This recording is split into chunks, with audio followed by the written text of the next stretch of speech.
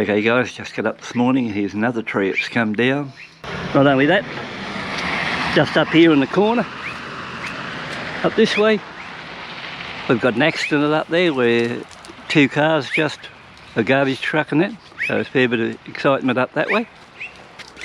Trees are dropping down here everywhere today. So if we look over here in the park, we've got one partly knocked over there, a tree. Over in the corner there, there's definitely one down there. One up this way, big branch gone. So it's a real disaster here today in the central west of New South Wales. We've got this heavily smashed car up here in the corner.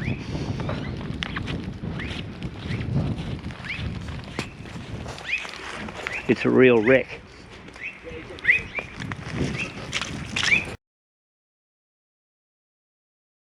Hi guys, thanks for tuning in today on my mini review on the 2021 Honda PCX 160. So here's the bike here now.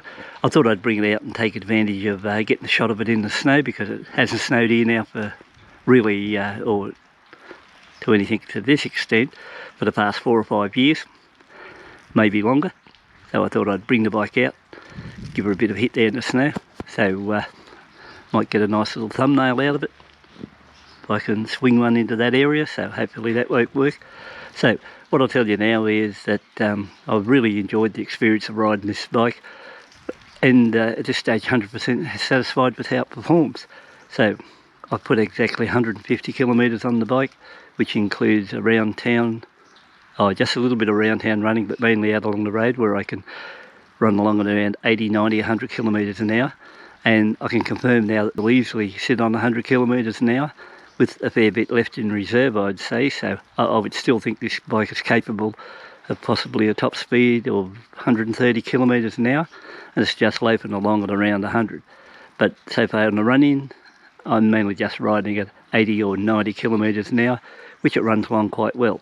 So at this stage, with 150 k's on the clock, I was looking at the gauge there when I come back, and I think I'd average now 34 kilometres to the litre, which, when you look at it for what it is, how it performs, how I've been driving it and the conditions, really good.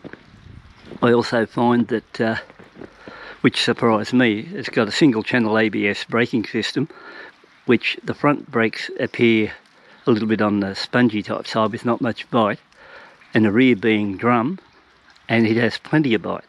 So if you're going along at 80 kilometres an hour and really go for the front brake, or both brakes together, you'll find the most bite comes in on the rear brake. So it's got really good braking on the back, so I was really impressed how it performed in that area there. Now on the other side, this seat here, I found that seat really comfortable to sit on. So during that trip, 140 k's out and back, it was a really nice, comfortable ride. Didn't get off with any sore tail or something, so I think really from that point of view, really nice bit of seat. With the 14-13 wheel combo, I did find that when you were coming along hitting bumps, it sort of rode a little bit on the firm side, a little bit bumpy. But I'd say a lot of that's got to do with this really cheap shock absorbers they got on the bike. And I would say anyone out going to do any touring out along the roads, 80 at 100, first thing they'll notice that you feel a lot of the bumps as you come over them. And a lot of it's got to do with those poor quality shocks, which to me look just like $10 shocks. So that bit aside, well, you know, like there's not much at this stage I can really say bad about the bike. It's got really good throttle response. The throttle to use is crisp. There's no sign of throttle lag or jerkiness or anything like that. It's a really quiet little bike to ride on. It handles the terrain out there really well, like cruises along nicely. It is affected a little bit by crosswinds, but I did find it was blown around a bit by medium crosswinds, and also if a large truck with a trailer or anything past you, it give it a little bit a shake then. But I think that all boils down to being just 130 kilos in weight, and a heavier bike around 180 or 200 kilos would handle that situation a lot better. And once again, I mentioned the price of these are roughly around 5.7, 5.9 right away in Australia, and you know, I still think pretty good value for what you're getting, and actually a very nice little scooter to ride around on. The gaps anywhere between the plastics, no complaints whatsoever.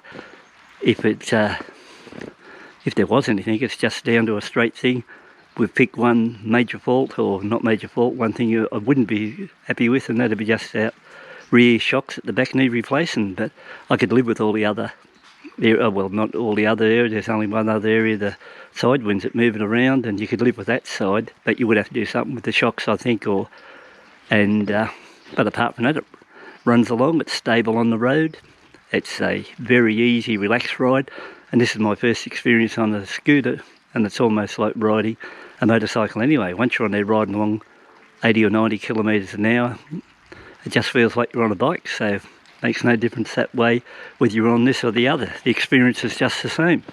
Never got a chance to try out the headlights or anything to that effect, but that'll come on the next one, or I'll take it out one night.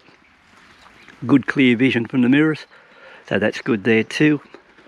But overall, this is a really nicely finished bike, so once again, if you're interested in tuning into the channel and subscribing, please do. If you like the clip I put together, please give it a thumbs up, and I'll catch up with you on the next clip, and we'll go further and deeper into this when I put some more Ks on the bike. And once again, thanks for tuning in, taking a look.